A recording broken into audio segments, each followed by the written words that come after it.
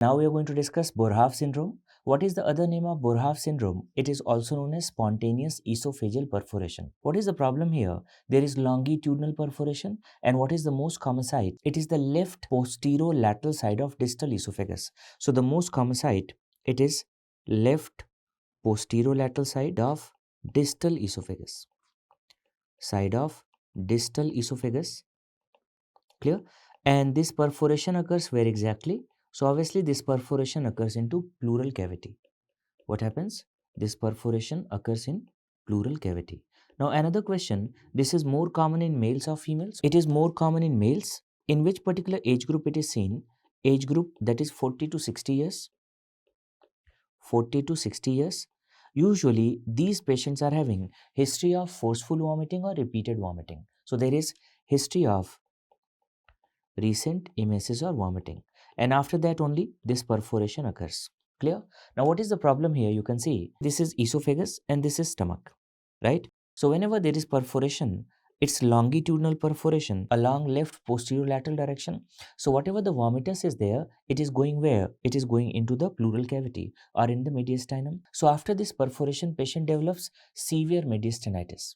So what are the manifestation? It is characterized by macular striae. And what are the components of macular striae? There is thoracic pain, there is vomiting, and there is cervical subcutaneous emphysema. So this is one of the frequently asked question. Components of macular striae, thoracic pain, vomiting, and cervical subcutaneous emphysema. Now, the symptom depends whether patient is having thoracic perforation or patient is having abdominal perforation. Now see the symptoms. The thoracic perforation, it is going to cause substernal and epigastric pain. Thoracic perforation causes substernal. So it is going to cause substernal and epigastric pain. There is substernal and epigastric pain. Clear? In patients of Boerhaave syndrome, there is mediastinal emphysema and pleural effusion. So these symptoms are common. Mediastinal emphysema and pleural effusion, these are common symptoms. In some patients, there is fever. Fever and sepsis develops whenever there is increasing contamination and inflammation of mediastinum and pleural cavities. So whenever there is increasing contamination and there is inflammation of increasing contamination and there is inflammation of mediastinum and pleural cavities. Mediastinum and pleural cavities.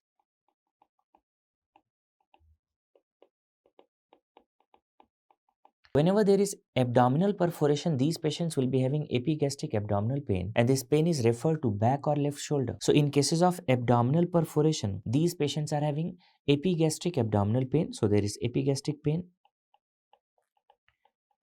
and this pain is referred to back and left shoulder. So the pain is referred, it is referred to back and left shoulder. Back and left shoulder. So it is referred to back and left shoulder. Clear? Now how we are going to make the diagnosis? We already discussed that diagnosis of esophageal perforation, spontaneous esophageal perforation, that is Boerhaave syndrome, it is confirmed by contrast esophagogram. And we discussed that water soluble contrast, it is preferred over barium. So see the diagnosis here. Diagnosis is confirmed by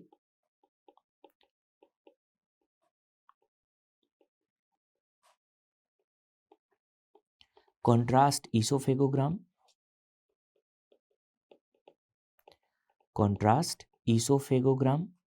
And which contrast is preferred? Yes, it's the water soluble contrast which is preferred. And what's that? That is gastrographin. So whenever we perform this contrast esophagogram, what's the finding? There will be contrast extravasation. So in what percentage of patients there is contrast extravasation? Contrast extravasation occurs in 90% of patients. So there is contrast extravasation. Clear? And this contrast extravasation, it is seen in 90% of patients. Okay, we discussed that which kind of contrast. So it is the water soluble contrast. Water soluble contrast is preferred. Water soluble contrast preferred over barium. It is preferred over barium. And what is that water soluble contrast? That is gastrographin. So water soluble contrast, gastrographin, that is preferred. So here we go for gastrographin. Clear? So it's the water soluble contrast gastrographin. Why we are using water soluble contrast? Because it is going to prevent the extravasation of barium into mediastinum and pleura. Now suppose you are using this water soluble contrast, but what's the problem? If there is no leak after this water soluble contrast esophagogram, if no leak is seen, in that case, what we have to go for? In that case, we go for barium esophagogram. So if there is no leak after using water soluble contrast, then we go for barium esophagogram. Barium esophagogram. Clear? Now see what are the findings on chest CT. If you go for chest CT, you are going to find mediastinal air and fluid at the site of perforation. So finding on chest CT. On chest CT, we are going to find mediastinal air or fluid. So there is presence of mediastinal air or fluid at the site of perforation.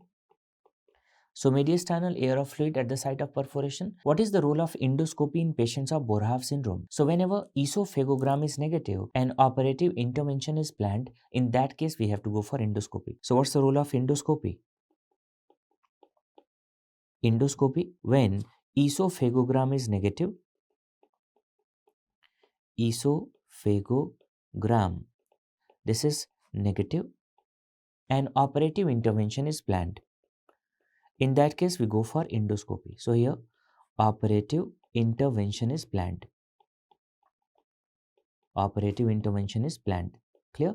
In that case, we go for what? We go for endoscopy. Now see the management or treatment. First, you have to resuscitate the patient, secure the airway, give the IV fluid and start broad spectrum antibiotics. So in the management, start the resuscitation, secure the airway and immediately start IV fluids and broad spectrum antibiotics. So these should be started immediately.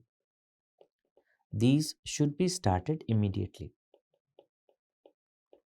Clear? We already discussed that the management will depend on the time of presentation. What is the golden period for primary repair? The golden period for primary repair is first 24 hours. So if patient comes within 24 hours, then the management is different. And if patient comes after 24 hours, then the management is different. And you know that if patient comes within 24 hours, prognosis is relatively good. And if patient comes after 24 hours, prognosis is poor. So what is the golden period for primary closure if patient comes within 24 hours? So this is the golden period. Golden period for primary closure. For primary closure. That is within 24 hours. Clear? So whenever the patient is having esophageal perforation, what you have to do? Perform the primary repair. Simultaneously, we have to insert ICD. Why ICD insertion? Because there is contamination. Whatever the vomitus is there, the content, it is there in the pleural cavity. Third, for the nutrition, what we have to insert? Feeding jejunostomy. So what is the management here? We go for primary repair. Primary repair. Apart from primary repair, ICD insertion for the drainage of pleural cavity.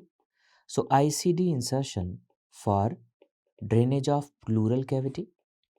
For drainage of pleural cavity.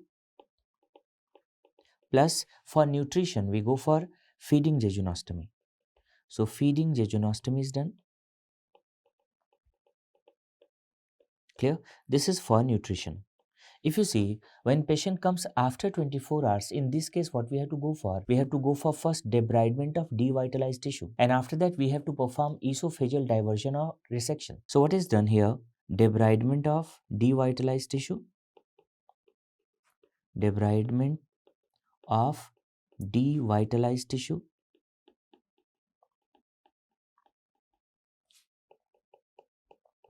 Devitalized tissue plus esophageal diversion or resection. We perform esophageal diversion or resection. Clear? Plus we create esophagostomy. So creation of esophagostomy.